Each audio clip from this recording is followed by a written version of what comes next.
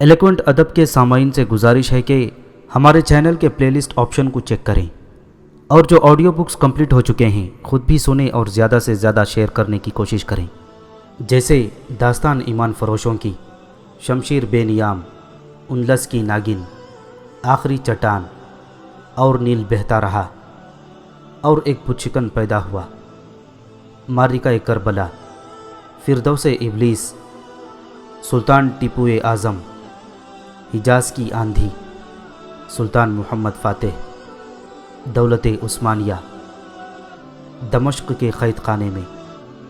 और ज़रूरी अपडेट्स के लिए हमें फ़ेसबुक और ट्विटर पर फॉलो करें। जज़ाकल्लाह।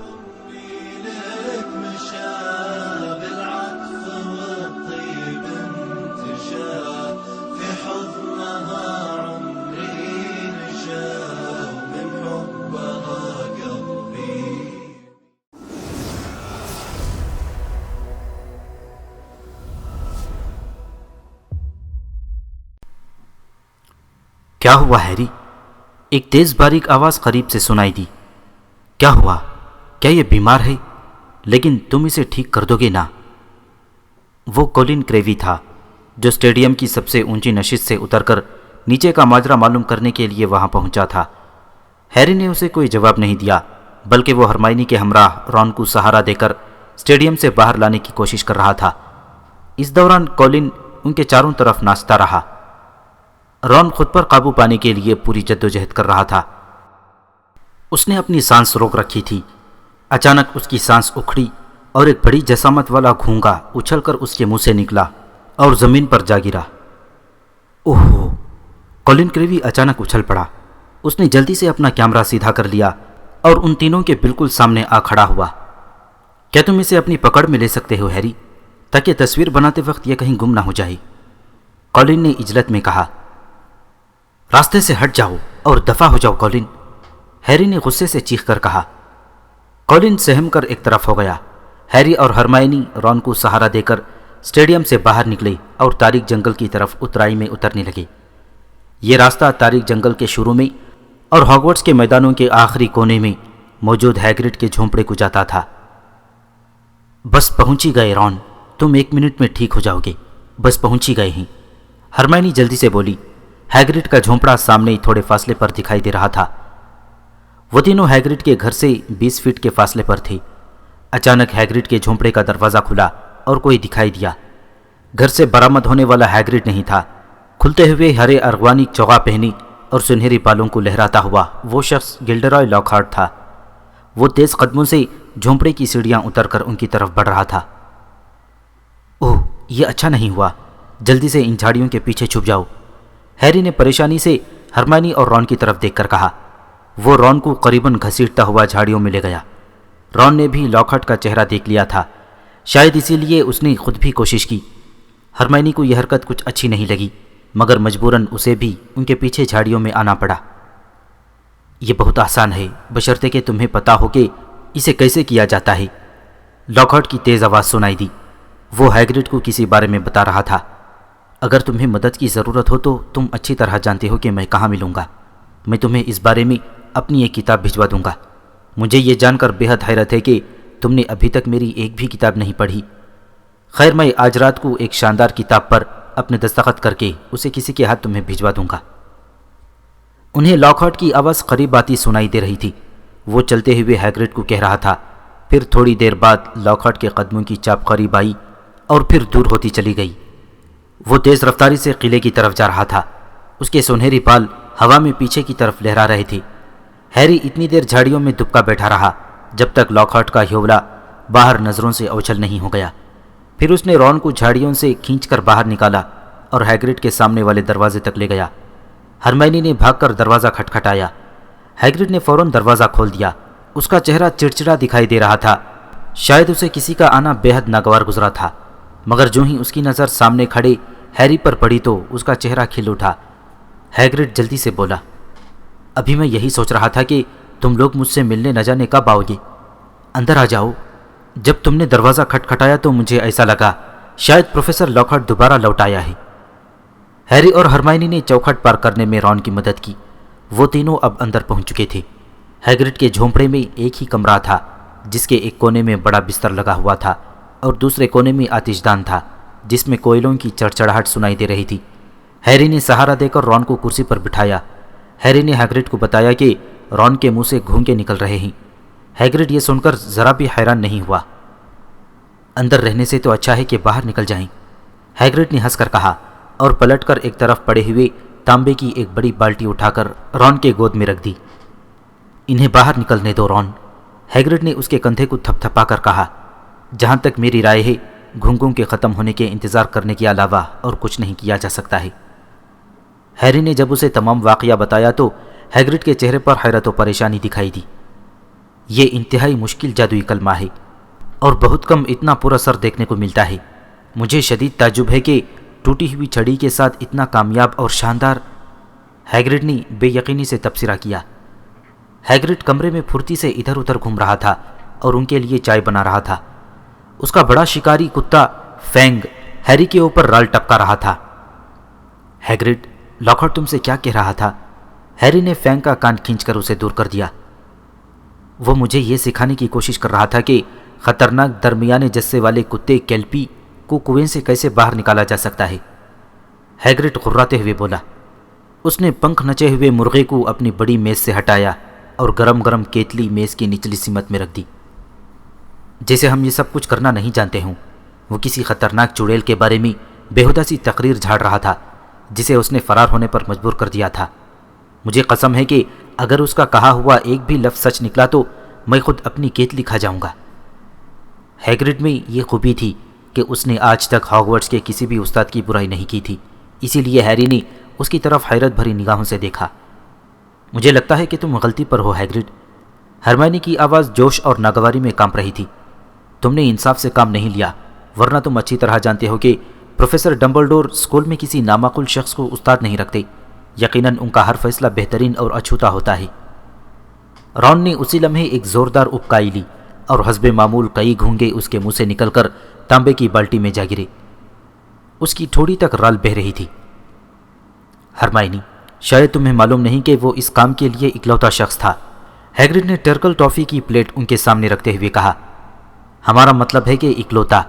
तारीख जादू से महफूज रहने के फ़न की तालीम देने वाले उस्ताद की आसामी के लिए कोई दूसरा शख्स नहीं मिल रहा था। देखो, लोग इस आसामी के लिए बेहद तजब्जुब का शिकार हैं। वो ये ख्याल करते हैं कि ये ओहदा किसी ख़तरनाक जादूगर की बद्दुआ के ज़ेर असर है, क्योंकि अब तक इस ओहदे पर कोई भी लंबे अरसे तक नहीं टिक पाया है। तो इस सूरत में तुम खुद ही फैसला कर लो। रॉन किसके खिलाफ जादुई इस्तेमाल कर रहा था? हैग्रिड ने मौजू बदल कर पूछा। मैल्फॉय ने हरमाई को कुछ कहा था। वो यकीनन कोई अखलाक बाख्ता बात ही होगी, जिसे सुनने के बाद हर कोई आपे से बाहर हो गया था। हैरी ने धीमे लहजे में कहा। वो वाकई गलीज तरीन बकवास थी। रॉन ने अपना सर मेज से ऊंचा करते हुए भर्राई हुई आवाज़ में चीख कर कहा। उसका चेहरा पसीने से शराबोर था और रंग जर्द पड़ रहा था। उसने हरमायनी को बदजात कहा था हैग्रिड। उसी लम्हे रॉन का चेहरा गोता खाकर दोबारा बाल्टी में जा घुसा। उसके पेट में से घुंघों की नई फसल बाहर आने के लिए बेताब थी। हैग्रिड का मुंह खुला रह गया। उसे यह सुनकर बेहद धचका सा लगा था। क्या वाकई उसने ऐसा कहा था?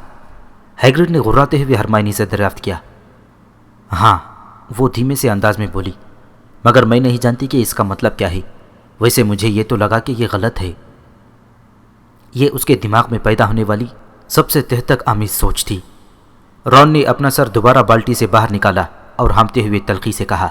बदजात एक बदतरीन गंदी गाली है जो मगलुओं के यहाँ पैदा होने वाले फ़र्द को दी जाती है। मगल यानी ऐसे लोग जिन्हें जादू के बारे में कुछ मालूम ना हो। कुछ ऐसे जादूगर हैं जैसे मैल्फॉय ख़ानदान, जो ये सोचते हैं कि वो बाकी सब लोगों से बेहतरीन हैं क्योंकि उनका खून बिल्कुल खालिस है। रॉन को एक और उबकाई आई, मगर इस मर्तबा सिर्फ एक ही छोटा सा घूंघा उसके मुंह से बरामद हुआ था, जो फिसल कर उसके हाथ पर आ गिरा। रॉन ने उसे उठाकर बाल्टी में डाल दिया। मेरा मतलब है, बाकी जादूगर जानते हैं कि उससे कोई फ़र्क नहीं पड़ता। नेविल लॉन्गबॉटम को देखो, उसका खून खालिस है, फिर भी वो कड़ाही को सही तरह से रख नहीं पाता। रॉन ने अपनी बात मुकम्मिल की। और ऐसा कोई जादुई कलमा नहीं जो हमारी हरमायनी नहीं पढ़ सकती, हैग्रिड ने फ़ख्रिया अंदाज में कहा तो हरमायनी का चेहरा गुलाबी हो गया और आंखों में चमक फैल गई। کسی کو بھی بدذات کہنا نہایت کمینگی والی بات ہے۔ رون نے کانپتے ہاتھ سے اپنے چہرے کا پسینہ پوچھا۔ بدذات یعنی گندا خون، گھٹیا خون۔ یہ موسیقی خیزی کے علاوہ اور کچھ نہیں۔ آج کے دور میں جادوگروں کی اکثریت ملاوٹی خون پر جی رہی ہے۔ اگر ہم نے مغل عورتوں سے شادی نہ کی ہوتی تو یقیناً ہم لوگ کب کے ختم ہو گئے ہوتے۔ جادوگروں کی داستان صرف کتابوں میں لکھی ہوئی پائی جاتی۔ رون کے لہجے میں بے حد تلخی تھی۔ اس نے ایک بار پھر ابکائی لی اور دوبارہ بالٹی کے چوڑے منہ میں غائب ہو گیا۔ بہت خوب رون، میں تمہیں الزام نہیں دیتا کہ تم نے اسے سبق سکھانے کی کوشش کیوں کی، مگر شاید یہ اچھا ہی ہوا کہ تمہاری ٹوٹی ہوئی چھڑی کی بدولت تمہارا جادوئی کلمہ الٹ ہو گیا۔ اگر تم نے میلفوئی کو یہ جادوئی سزا دی ہوتی تو مجھے اس بات کا یقین تھا کہ لوسیس میلفوئی اسکول پہنچنے میں ذرا سی تاخیر نہ کرتا اور کم از کم تم اسکول سے باہر نکال دیے جاتے۔ شکر ہے کہ اس بڑی مصیبت میں نہیں پھنسے۔ یہ چھوٹی سی مصیبت تو کچھ ہی دیر میں دور ہو جائے گی۔ ہیگرڈ نے بالٹی میں جھانک کر دیکھتے ہوئے رون سے کہا۔ ہیری ہیگرڈ کو یہ بتانا چاہتا تھا کہ منہ سے گھونگھوں کا برآمد ہونا بھی کوئی چھوٹی مصیبت نہیں ہوتی، مگر وہ بول ہی نہ پایا کیونکہ ہیگرڈ کی ٹرٹل ٹافی نے اس کے دونوں جبڑوں کو آپس میں بری طرح چپکا دیا تھا۔ ہیری، ہیگرڈ اچانک اس کی طرف متوجہ ہوا۔ یوں لگتا تھا جیسے اس کے دماغ میں کوئی بھولی ہوئی بات ابھر آئی تھی۔ تم سے ایک بات پر جھگڑنا ہے۔ ہم نے سنا ہے کہ آج کل تم اپنی آٹوگراف والی تصویریں بانٹ رہے ہو۔ ایسا کیسے ہو سکتا ہے کہ باہر کے لوگ سب تصویریں لے جائیں اور ہمارے حصے میں ایک بھی نہ آئے؟ ہیگرڈ کی بات ہی کچھ ایسی تھی کہ ہیری اپنے غصے پر قابو نہ پا سکا۔ البتہ غصے سے یہ فائدہ ضرور ہوا تھا کہ اس کے جبڑے کھل گئے تھے۔ میں آٹوگراف والی تصویریں نہیں بانٹ رہا ہوں۔ اگر لاک ہارٹ اب بھی اس قسم کی افواہیں پھیلا رہا ہے تو… ہیری غصیلے لہجے میں بولتے بولتے رک گیا کیونکہ اس کے سامنے ہیگرڈ کھڑا بری طرح ہنس رہا تھا۔ میں تو محض مذاق کر رہا تھا ہیری، ہیگرڈ نے آگے بڑھ کر اس کی کمر پر تھپ تھپاتے ہوئے کہا۔ اس کی پیار بری تھپکی ہیری کے لیے کسی اذیت سے کم نہیں تھی کیونکہ تھپکی کے دباؤ سے اس کا چہرہ میز سے جا ٹکرایا تھا۔ ہیگرڈ نے اس کی پرواہ کیے بغیر بات آگے بڑھائی۔ میں جانتا ہوں کہ تم سچ مچ ایسا نہیں کر رہے ہو۔ میں لاک ہارٹ پر یہ واضح کر دیا ہے کہ تمہیں ایسا کرنے کی کوئی ضرورت ہی نہیں کیونکہ تم بغیر کسی کوشش کے پہلے ہی اتنے مشہور ہو۔ میں پورے وثوق سے کہہ سکتا ہوں کہ لاک ہارٹ کو یہ بات بالکل پسند نہیں آئی ہوگی۔ ہیری نے اپنا چہرہ سہلاتے ہوئے کہا۔ وہ دوبارہ کرسی پر سیدھا ہو چکا تھا۔ مجھے بھی ایسا ہی لگتا ہے کہ انہیں واقعی پسند نہیں آئی تھی۔ اس کے علاوہ جب میں نے اسے یہ بتایا کہ میں نے واقعی اس کی ایک بھی کتاب نہیں پڑھی تو وہ اٹھ کھڑا ہوا تھا۔ یقیناً اس نے مزید ٹھہرنا حماقت خیال کیا ہوگا۔ ہیگرڈ نے کچھ سوچتے ہوئے کہا۔ اسی لمحے رون کا چہرہ بالٹی سے دوبارہ نمودار ہوا۔ ہیگرڈ نے اس کی طرف دیکھا۔ ٹرٹل ٹافی لوگے رون؟ نہیں شکریہ، رون نحیف سی آواز میں بولا۔ میں مزید مصیبت میں نہیں پڑنا چاہتا۔ ہیری اور ہرمائنی نے چائے ختم کر کے اپنے کپ میز پر رکھے تھے کہ ہیگرڈ کو کچھ خیال آیا۔ تم لوگ ذرا باہر چل کر دیکھو تو صحیح میں کیا اگا رہا ہوں، وہ جلدی سے بولا۔ ہیگرڈ کے گھر کے پچھواڑے میں موجود سبزیوں والے باغیچے میں درجنوں بڑے کدو دکھائی دے رہے تھے۔ ہر کدو کسی بڑی ٹھوس چٹان کی مانند تھا۔ اچھی طرح بڑے ہو رہے ہیں ہے نا؟ ہیگرڈ مسرت آمیز لہجے میں بولا۔ انہیں میں ہیلوین کی دعوت کے لیے تیار کر رہا ہوں، تب تک حیرت انگیز طور پر بڑے ہو چکے ہوں گے۔ تم ان میں کیا ڈالتے ہو؟ ہیری نے تجسس بھرے لہجے میں پوچھا۔ ہیگرڈ نے اپنے کندھوں کے اوپر سے جھک کر دیکھا کہ آس پاس کوئی دوسرا تو موجود نہیں۔ پھر وہ سرگوشی کے انداز میں بولا، دیکھو میں انہیں تم جانتے ہو تھوڑی سی مدد دے رہا ہوں۔ ہیگرڈ کی نگاہیں ایک سمت میں اڑ گئیں۔ ہیری نے دیکھا ہیگرڈ کی پھولوں والی گلابی چھتری گھر کے پچھلی دیوار سے لٹکی ہوئی تھی۔ ہیری کے پاس پہلے سے ہی اس بات پر یقین کرنے کا ثبوت موجود تھا۔ یہ چھتری جتنی معمولی دکھائی دیتی تھی اتنی معمولی نہیں تھی۔ دراصل اسے اس کا تجربہ بہت پہلے ہو چکا تھا۔ چھتری کے اندر ہیگرڈ کی اسکول کی پرانی جادوئی چھڑی چھپی ہوئی تھی۔ ہیگرڈ کو یہ سب صرف اس لیے کرنا پڑا تھا کہ اسے جادو کرنے کی قطعی اجازت نہیں تھی کیونکہ اسے تیسرے ہی سال میں اسکول سے نکال دیا گیا تھا۔ ہیری کو آج تک ہیگرڈ کو اسکول سے نکالے جانے کی وجہ معلوم نہیں ہو پائی تھی۔ وہ جب بھی اس بارے میں اپنا سوال اٹھاتا تو ہیگرڈ زور سے کھنکارتے ہوئے اپنا گلا صاف کرنے میں مصروف ہو جاتا تھا اور غیر محسوس انداز میں خود کو بہرا بنا لیتا تھا۔ یہ سلسلہ اس وقت تک جاری رہتا جب تک گفتگو کا رخ کسی اور طرف نہیں مڑ جاتا۔ میرا خیال ہے کہ اختقان کا جادو آزمایا گیا ہے۔ خیر جو بھی ہو، تم نے ان پر اچھا کام کیا ہے۔ ہرمائنی نے کسی قدر ناپسندیدگی سے ہیگرڈ کا دل بہلاتے ہوئے کہا۔ یہی تمہاری چھوٹی بہن نے کیا تھا؟ ہرمائنی نے رون کی طرف سر گھماتے ہوئے کہا۔ اس سے کل ہی ملا تھا۔ ہیگرڈ نے داڑھ ہلاتے ہوئے ہیری کو کنکھیوں سے دیکھا۔ وہ کہہ رہی تھی کہ میدان میں گھوم رہی ہوں، لیکن مجھے لگتا ہے کہ وہ یہ امید کر رہی تھی کہ میرے اوپر وہ کسی سے ٹکرا سکتی ہے۔ اگر سچ پوچھا جائے تو وہ یقیناً آٹوگراف والی تصویر کے لیے منع نہیں کرے گی۔ ہیگرڈ نے آنکھ مارتے ہوئے ہیری کی طرف دیکھا۔ چپ رہو، ہیری چڑھ کر بولا۔ رون زور زور سے ہنسنے لگا۔ زمین پر کافی تعداد میں گھونگے گرنے لگے۔ یوں لگتا تھا جیسے رون باغیچے میں گھونگوں کا چھڑکاؤ کر رہا تھا۔ ذرا سنبھل کر، ہیگرڈ نے رون کو اپنی قیمتی کدوؤں سے دور کھینچتے ہوئے چیخ کر بولا۔ اسی دوران دوپہر کے کھانے کا وقت ہو چکا تھا۔ ہیری نے صبح سے کچھ نہیں کھایا تھا۔ ایک ٹرٹل ٹافی نے کچھ پلوں کے لیے ساتھ تو دیا تھا، مگر اس کا کارنامہ ہیری بھگت چکا تھا۔ ہیری کھانا کھانے کے لیے اسکول واپس لوٹنے کے بارے میں سوچنے لگا۔ ان تینوں نے ہیگرڈ سے رخصت لی اور ان کے قدم تیز رفتاری سے قلعہ نما عمارت کی طرف بڑھنے لگے۔ رون کبھی کبھار ہچکیاں لیتا تھا، مگر اب صرف اکا دکا بہت ہی چھوٹے گھونگے ہی باہر نکلتے تھے۔ وہ بھاگتے ہوئے بڑے ہال کی طرف لپکی۔ ابھی وہ یخبستہ ہال کے دروازے پر قدم رکھی پائے تھے کہ ایک تیز آواز نے ان کے قدم جکڑ لیے۔ وہ ٹھٹک کر رک گئے۔ تو تم لوگ آ گئے، پاٹر، ویزلی؟ پروفیسر میکگونیگل گمبھیر چہرے کے ساتھ انہیں دیکھ رہی تھی۔ تم لوگ آج شام کو اپنی سزا پوری کرو گے۔ ہمیں کیا کرنا ہے پروفیسر؟ رون نے گھبراہٹ میں اپنی اکائی کو دباتے ہوئے پوچھا۔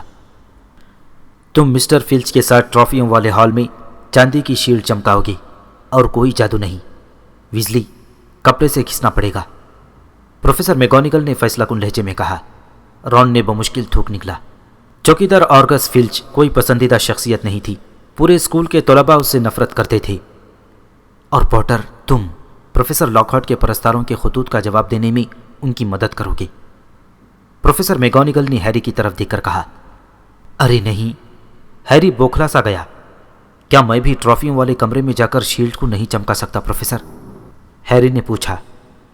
بالکل نہیں، پروفیسر میکگونیگل نے اپنی کمان کی طرح تیکھی بھووں کو اٹھاتے ہوئے فیصلہ کن لہجے میں کہا۔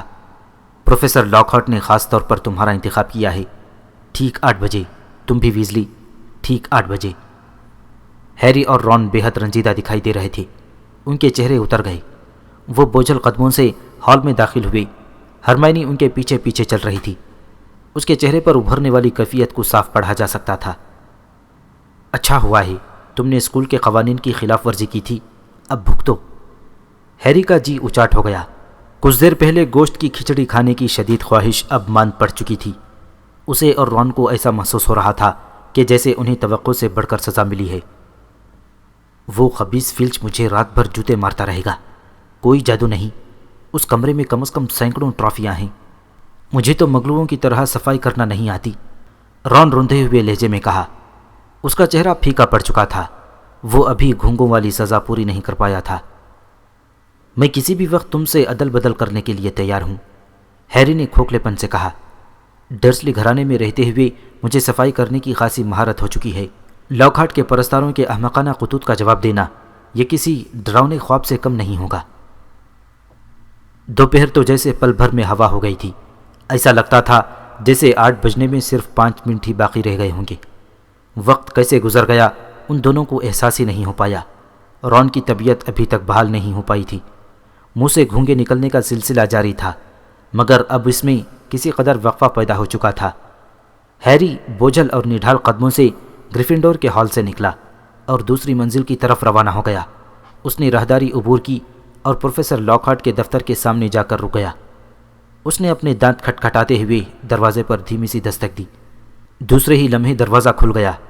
لاکہارٹ اس کی طرف دیکھ کر اپنے مخصوص انداز میں مسکرایا۔ آہا، یہ ہوئی نا بات، ادھر گھنٹہ بجا اور ادھر تم آ گئے۔ آؤ اندر آ جاؤ ہیری۔ دفتر کی دیواروں پر لاکہارٹ کی ان گنت متحرک تصویریں آویزاں تھیں، جو خوبصورت فریم میں جڑی نہایت دیدہ زیب دکھائی دے رہی تھیں۔ ان تصویروں میں لاکہارٹ مختلف روپ میں دکھائی دے رہا تھا، مگر سب میں ایک مشترک بات تھی کہ وہ ہر جگہ اپنے دانتوں کی نمائش کر رہا تھا۔ موم بتیوں کی روشنی میں تصویریں صاف دکھائی دے رہی تھیں۔ ہیری نے تھوڑا سا غور کیا تو اسے یہ جان کر حیرت ہوئی کہ کئی تصویروں پر لاکہارٹ کے دستخط چمک رہے تھے۔ ہیری کمرے کے دائیں پہلو میں پڑی ہوئی میز کی طرف بڑھ گیا جہاں پوسٹ کارڈ کا ایک بڑا انبار رکھا ہوا دکھائی دے رہا تھا۔ ہیری کو انہیں دیکھ کر خوف سا ہونے لگا۔ تم لفافوں پر پتے لکھنے کا کام کرو، لاکہارٹ نے ہیری سے ایسے انداز میں کہا جیسے وہ اسے کوئی مزید کام سونپ رہا تھا۔ پہلا خط گیلٹیس گیڈیجائن کے نام، اس کا بھلا ہو، وہ میرا بہت بڑا پرستار ہے۔ وقت کچھوے کی چال چلنے لگا۔ ہیری نے مجبوراً لاکہارٹ کی آوازوں کو کان کے پردوں سے ٹکرانے کی اجازت دے رکھی تھی، اور کبھی کبھار وہ بیچ میں ہاں ٹھیک ہے جیسے الفاظ بولتا رہا۔ کبھی کبھار وہ اس طرح کے جملے بھی سن لیتا تھا، شہرت پل بھر کی مہمان ہوتی ہے ہیری، یا پھر یہ یاد رکھنا ہیری، نام کمانے کے لیے محنت کرنا بہت ضروری ہوتا ہے۔ موم بتیاں آہستہ آہستہ پگھلتی چلی گئیں، وہ غیر محسوس انداز میں چھوٹی ہوتی جا رہی تھیں۔ موم بتیوں کی روشنی کا حلقہ اب محدود ہونے لگا تھا۔ لاکہارٹ کی تصویروں میں اس کے نئے چہرے تاریکی میں کھو چکے تھے، اور اب میز کے پیچھے بیٹھے اصلی لاکہارٹ کو آنکھیں پھاڑ کر دیکھنے کی کوشش کر رہے تھے۔ لفافوں پر جادوگروں کے پتے لکھ لکھ کر ہیری کے ہاتھ شل ہو چکے تھے۔ اس نے دکھتے ہاتھوں سے اگلا لفافہ اپنی طرف سرکایا جو اسے ہزارواں لفافہ محسوس ہو رہا تھا۔ ہیری نے اس پر ویرونیسا سیمتلی نامی خاتون کا پتہ لکھا۔ اسے ایسا محسوس ہوا جیسے جان چھٹنے والا لمحہ قریب آ چکا ہے۔ دوسری ساعت میں اس کے منہ سے گہری سانس نکل گئی۔ کاش جان چھوٹنے والا لمحہ قریب ہو، اس کے دکھی من میں ایک آہ بلند ہوئی۔ اچانک اس کے کانوں میں نامانوس سی آواز گونجی، بڑی عجیب سی آواز، ایسی جو بجھتی ہوئی موم بتیوں کی ٹمٹماہٹ اور لاکہارٹ کے اپنے پرستاروں کے بارے میں خوشامدی بکواس سے بالکل علیحدہ تھی۔ اس آواز کی سرد لہر ہیری کی ریڑھ کی ہڈی میں سرایت کرتی ہوئی محسوس ہو رہی تھی۔ ہیری کو سانس لینا دو بھر ہو گیا تھا۔ یہ عجیب سی آواز تھی جس نے اس کے رونگٹے کھڑے کر دیے۔ اسے یوں لگا جیسے کسی نے برف کے یک بستہ پانی میں زہر گھول دیا ہو۔ آؤ میرے پاس آؤ، میں تمہارے ٹکڑے ٹکڑے کر دوں گا، میں تمہیں کاٹ ڈالوں گا، میں تمہیں مار ڈالوں گا۔ اب آواز کا مفہوم بالکل واضح سمجھ آ رہا تھا۔ ہیری اپنی کرسی سے ایک دم اچھل کر کھڑا ہو گیا۔ لفافے پر ویرونیسا اسمتھ کی سڑک کے پتے والی جگہ پر ایک بڑا سا ارغوانی دھبا ابھر آیا۔ کیا مطلب؟ ہیری لاشعوری انداز میں بلند آواز میں بولا۔ میں جانتا ہوں پورے 6 مہینے تک یہ بہترین فروخت کے اعزاز کی فہرست میں سب سے اوپر رہی ہے، سارے سابقہ ریکارڈ توڑ ڈالے ہیں اس نے، لاکہارٹ نے کہا۔ نہیں وہ آواز، ہیری نے خوفزدہ لہجے میں بتانے کی کوشش کی۔ کیسی آواز؟ کون سی آواز؟ لاکہارٹ حیران ہو کر بولا۔ وہ آواز جس نے کہا۔ ہیری بولتے بولتے اچانک رک گیا اور چونک کر بولا، کیا وہ آواز آپ کو سنائی نہیں دی پروفیسر؟ یہ تم کیا کہہ رہے ہو ہیری؟ شاید تمہیں نیند آ رہی ہے۔ لاکہارٹ نے عجیب سی نظروں سے اس کی طرف دیکھ کر کہا۔ اوہ، تو نیند تو آنی ہی چاہیے تھی، ذرا گھڑیال کی طرف تو دیکھو، ہمیں یہاں کام کرتے کرتے 4 گھنٹے گزر چکے ہیں۔ مجھے کبھی اس بات کا یقین نہیں ہوا ہوتا، وقت تو جیسے پنکھ لگا کر اڑ گیا ہے نا ہیری؟ ہیری نے جواب نہیں دیا اور خاموش کھڑا اس آواز کے بارے میں سوچتا رہا۔ وہ اپنے کانوں پر زور دے کر دوبارہ اس آواز کو سننے کی کوشش کرنے لگا، مگر اسے وہ آواز دوبارہ سنائی نہیں دی۔ البتہ اس نے لاکہارٹ کو یہ کہتے ہوئے ضرور سن لیا تھا کہ اسے سزا ملنے پر ہر بار اس طرح کی مسرت کی امید نہیں رکھنا چاہیے۔ اس نادیدہ آواز نے ہیری کی جان چھڑا دی۔ ہیری اب تیز قدموں سے لاکہارٹ کے دفتر سے نکل کر گریفنڈور کے ہال کی طرف بڑھ رہا تھا۔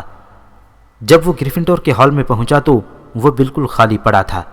تمام طلباء اپنے اپنے بستروں میں جا چکے تھے۔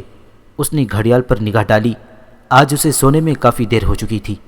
ہیری سیدھا اپنے کمرے میں پہنچا۔ اس کی نظر دوسرے بستر پر پڑی جو خالی دکھائی دیا، وہ رون کا بستر تھا۔ رون ابھی تک واپس نہیں لوٹا تھا۔ ہیری نے اپنا لباس تبدیل کیا اور سونے والا پاجامہ پہن لیا۔ وہ بستر میں گھس کر رون کا انتظار کرنے لگا۔ شاید کوئی اور موقع ہوتا تو ہیری بستر میں گھستے ہی نیند کی وادیوں میں اتر جاتا، مگر اس نادیدہ آواز نے اس کے دماغ کو جکڑ لیا تھا۔ نیند آنکھوں سے کوسوں دور تھی۔ نصف گھنٹے کے بعد کمرے میں قدموں کی چاپ ابھری۔ ہیری نے سر اٹھا کر دیکھا، وہ رون تھا جو ڈھلکے ہوئے سر کے ساتھ وہاں پہنچا تھا۔ وہ اپنا داہنا ہاتھ بری طرح سہلا رہا تھا۔ اس کے جسم سے پالش کی تیز بو آ رہی تھی۔ وہ آن ہی آن میں تاریک کمرے میں پھیل گئی۔ میرے ہاتھ اکڑ گئے ہیں، رون نے ہیری کی طرف دیکھ کر درد بھری آواز میں کہا اور اگلے پل میں اپنے بستر پر لڑکتا چلا گیا۔ فلچ نے مجھ سے کوڈیچ کے کئی کپ 14 مرتبہ چمکوائے، پھر کہیں جا کر اسے اطمینان ہوا۔ اسکول کی بہترین خدمات کے صلے میں دیے گئے مشہور اعزاز کی شیلڈ پر تو میرے منہ سے گھونگے نکل کر گر پڑے۔ اس گندگی کو صاف کرنے میں کئی گھنٹے لگ گئے تھے۔ لاکہارٹ کے ساتھ تمہارا حال کیسا رہا؟ کہیں ان کی باتوں کی آواز سن کر نیول، ڈین اور سیمس جاگ نہ پائیں، اس لیے ہیری نے دھیمی آواز میں رون کو پوری بات بتائی کہ اس نے نادیدہ آواز سنی تھی۔ لاکہارٹ نے کہا کہ اسے وہ آواز بالکل سنائی نہیں دی۔ رون حیرت سے منہ پھاڑتے ہوئے بولا۔ ہیری کو چاندنی میں اس کی تنی ہوئی بھویں بالکل صاف دکھائی دے رہی تھیں۔ کیا تمہیں یقین ہے کہ وہ جھوٹ بول رہا تھا؟ لیکن مجھے تو یہ سمجھ نہیں آ رہا کہ اگر کمرے میں کوئی غیبی شخص موجود ہوتا تو تب بھی اسے اندر آنے کے لیے دروازہ تو کھولنا ہی پڑتا۔ مجھے معلوم ہے، ہیری نے اپنے بستر پر لیٹتے ہوئے جواب دیا۔ مجھے بھی کچھ سمجھ نہیں آ رہا ہے۔ وہ مسحری کی بالائی چھت کو گھورنے لگا تھا۔